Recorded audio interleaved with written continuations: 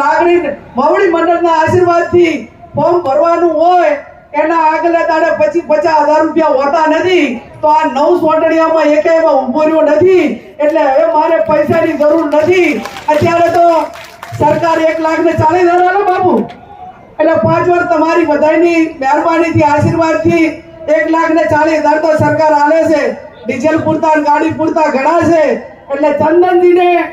અને બળદેવજીને વિનંતી કરું છું કે તમારો ખૂબ ખૂબ આભાર માનું છું અને આ પાટણ મુકામે હમણાં બાપુએ ઉલ્લેખ કર્યો કે દાહોદમાં 6 વર્ષની દીકરી માટે એક આ કાળી ઘટના બની બોટાદની અંદર ઘટના બની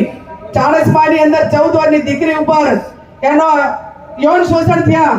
24 કલાકની અંદર આવી ઘટનાઓની અનેક દાખલા આપણી સામે આવે અને એ વેદના ગુજરાત સરકારને નથી દેખાતી અને પશ્ચિમ બંગાળમાં કોઈ ઘટના બને તો આ ભારતીય જનતા પાર્ટી વાળા રેલી કાઢે હવે આ દીકરી માટે કરીને રેલી કાઢો તો અમે તમને અભિનંદન આપશું 6 વર્ષની દીકરી માટે રેલી કાઢો અને તમારી માનવતા પુરવાર કરો તો અમે તમને અભિનંદન આપશું પણ ના એમની સાથે બેઠેલા તો બળાત્કારી હોય ગમે એ પ્રકારના હોય તો ગંગા ગળે નવરાયેલા અને જો બીજા રાજ્યોમાં કે બીજે કાંઈ આયા તો એના માટે તૂટી પડે એટલે જેની કોઈ સીમા વગર તૂટી પડે અને આ સમસ્યાઓ બધી છે ત્યારે વિધાનસભા ગૃહમાં પણ માગણી કરતી કે હવે વર્તમાન સમયની માંગ એ તમામ માતા પિતાની એક જ છે કે દીકરીઓને ભણાવવી હોય તો સરકાર એ પહેલા ધોરણથી કરીને જેટલા સુધી ભણવાના કોર્સ હોય એ તમામ દીકરીઓ માટેના શૈક્ષણિક સંકુલ એ અલગથી થવા જોઈએ અને એની અંદર તમામની અંદર મહિલા સ્ટાફ હોવો જોઈએ આ માંગણી છે કે નથી અને એ માંગણી છે ત્યારે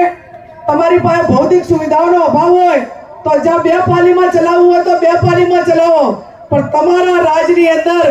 તમારા કાયદા અને વ્યવસ્થાની અંદર જ્યારે માસ્ટર જેવા આચાર્યને જો માવડી મંડળે અહીંયા મોટી સંખ્યામાં આવીને સમગ્ર બનાસકાંઠા ઉત્તર ગુજરાતના તમામ આગેવાનોને એ સરસ મજાની વાત જે કરી એ વાત આવનાર સમયની અંદર તાલુકે જિલ્લે એનો અવાજ પહોંચે અને 2027 ની ચૂંટણીમાં ઓબીસી સમાજ હોય એસસી સમાજ હોય એસટી સમાજ હોય 18 આલમ 36 કોમ હોય એ એક જ નારા સાથે કે અમને અમારી વસ્તીના ધોરણે હકને અધિકારો આપવા પડશે અને હક અધિકારો માટે આપણે આવનાર સમયમાં લડવાના છે ત્યારે હર હંમેશા હું ભગવાન કૃષ્ણને માનું છું કે જ્યાં બધાનો અંતરાત્માનો અવાજ એક હોય લોકોની લાગણી હોય અને આપણે ન્યાય માટે લડતા હોય ત્યારે એમાં ભગવાન પરમાત્મા પણ આપણને મદદ કરતો હોય છે જ્યારે મેં લોકસભાનું ફોર્મ ભર્યું એ ટાઈમે પાલનપુર મુકામે ભગવાન કૃષ્ણને માગ્યા હતા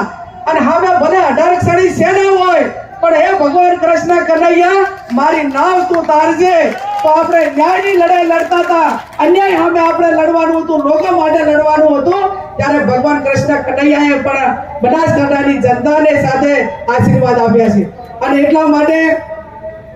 મને હમણાં બળદેવજી અને ચંદનજીને આપણે 11 લાખનો ચેક આપ્યો મામેરાનો કે મામેરું બેન દીકરીને અહીંયા રૂડો પ્રસંગ હોય